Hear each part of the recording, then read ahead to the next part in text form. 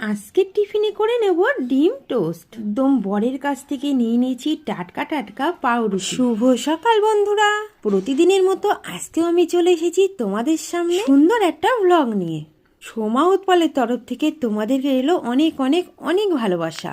তাহলে চলো আজকের দিনটা এই ছোট্ট মিনি ব্লগ দিয়ে শুরু করা যাক। তারপরে তো সারাদিন সবকিছু আপডেট আমি দিতেই থাকবো প্রতিদিনের মতন। আমাদের বাড়িতে দুদিন আগে আমার পিসি শাশুড়ি এসেছিলেন, তো পিসি আজকে বাড়িতে চলে যাবেন।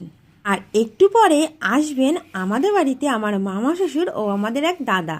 তো ভাবলাম সকাল সকাল পিসিকে একটা ডিম টোস্ট করে দিই, আর মামা দাদা যখন আসবে তাদেরকেও আমি করে দেবো ডিম টোস্ট। মামারা আসতে এখানে বেজে যাবে প্রায় 12:30। সেই জন্য একটা করে ডিম টোস্ট করে দেবো, আর দুপুর 1:30টার মধ্যে কিন্তু আমি খেতেও দিয়ে দেবো।